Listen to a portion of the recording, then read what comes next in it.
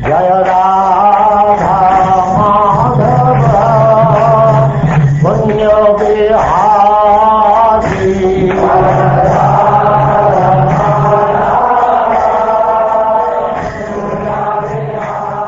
And now chapter 27. Lord Indra and Mother Surabhi offer prayers.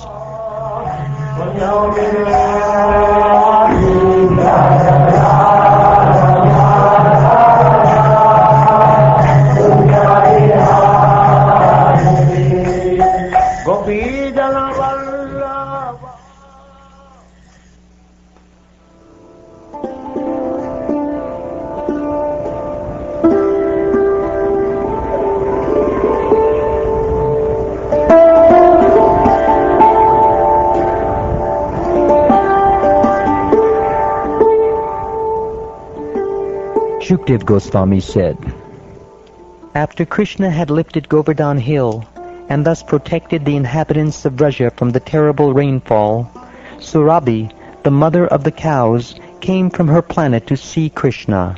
She was accompanied by Indra. Indra was very ashamed of having offended the Lord. Approaching him in a solitary place, Indra fell down and lay his helmet, whose effulgence was as brilliant as the sun, upon the Lord's lotus feet. Indra had now heard of and seen the transcendental power of omnipotent Krishna, and his false pride in being the Lord of the three worlds was thus defeated. Holding his hands together in supplication, he addressed the Lord as follows. Your transcendental form, a manifestation of pure goodness, is undisturbed by change, shining with knowledge and devoid of passion and ignorance. In you does not exist the mighty flow of the modes of material nature, which is based on illusion and ignorance. How then could there exist in you the symptoms of an ignorant person, such as greed, lust, anger, and envy, which are produced by one's previous involvement in material existence, and which cause one to become further entangled in material existence? And yet, as the Supreme Lord, you impose punishment to protect religious principles and curb down the wicked. You are the Father and spiritual master of this entire universe, and also its supreme controller. You are insurmountable time, imposing punishment upon the sinful for their own benefit. Indeed, in your various incarnations, selected by your own free will, you act decisively to remove the false pride of those who presume themselves masters of this world. Even fools like me, who proudly think themselves universal lords, quickly give up their conceit and directly take to the path of the spiritually progressive when they see you are fearless even in the face of time. Thus you punish the mischievous only to instruct them. Engrossed in pride over my ruling power, ignorant of your majesty, I offended you. O Lord, may you forgive me. My intelligence was bewildered, but let my consciousness never again be so impure. You descend into this world, O transcendent Lord, to destroy the warlords who burden the earth and create many terrible disturbances. O Lord, you simultaneously act for the welfare of those who faithfully serve your lotus feet. Obeisances unto you, the Supreme Personality of Godhead, the Great Soul, who are all-pervading and who reside in the hearts of all. My obeisances unto you, Krishna, the chief of the Yadu dynasty.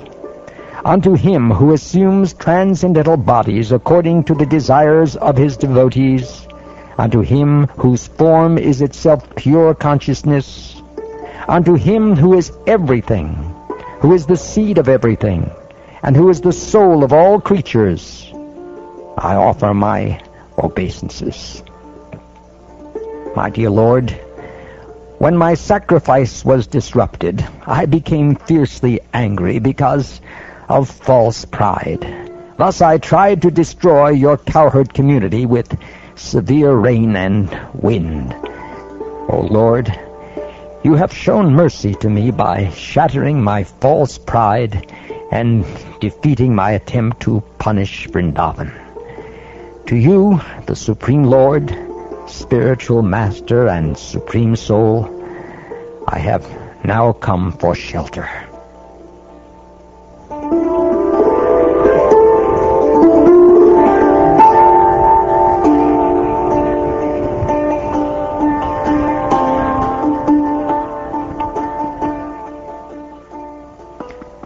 Thus glorified by Indra, Lord Krishna, the Supreme Personality of Godhead, smiled and then spoke to him as follows in a voice resonant like the clouds. He said, "My dear Indra, it was out of mercy that I stopped the sacrifice meant for you. You were greatly intoxicated by your opulence as King of Heaven, and I wanted you to always remember me. A man blinded by intoxication with his power and opulence cannot see me nearby with the rod of punishment in my hand. If I desire his real welfare, I drag him down from his materially fortunate position. Indra, you may now go.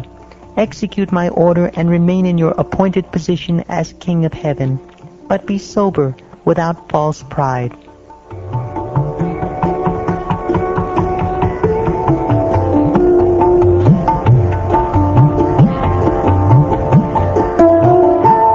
Mother Surabhi, along with her progeny, the cows, then offered her obeisances to Lord Krishna. Respectfully requesting his attention, the gentle lady addressed the Supreme Personality of Godhead, who was present before her as a cowherd boy. Mother Surabhi said, "O Krishna, Krishna, greatest of mystics, O soul and origin of the universe, you are the master of the world, and by your grace, O infallible Lord, we have you as our master. You are our worshipable deity. Therefore, O Lord of the universe, for the benefit of the cows, the Brahmins, the demigods, and all other saintly persons, please become our Indra. As ordered by Lord Brahma, we shall perform your bathing ceremony to coronate you as Indra. O soul of the universe, you descend to this world to relieve the burden of the earth.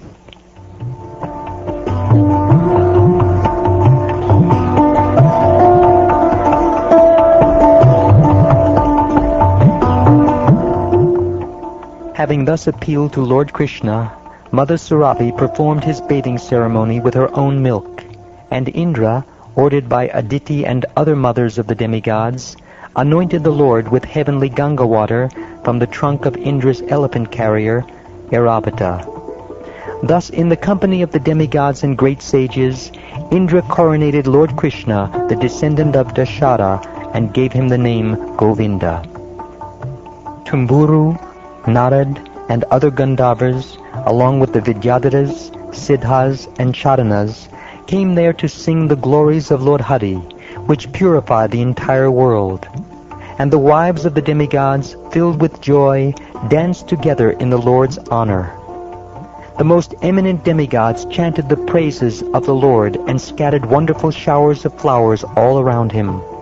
All three worlds felt supreme satisfaction, and the cows drenched the surface of the earth with their milk.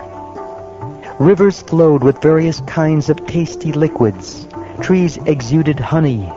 Edible plants came to maturity without cultivation, and hills gave forth jewels formerly hidden in their interiors.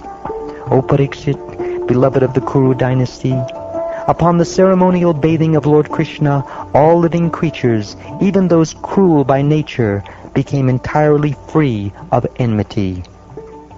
After he had ceremonially bathed Lord Govinda, who is the master of the cows and the cowherd community, King Indra took the Lord's permission and, surrounded by the demigods and other higher beings, returned to his heavenly abode.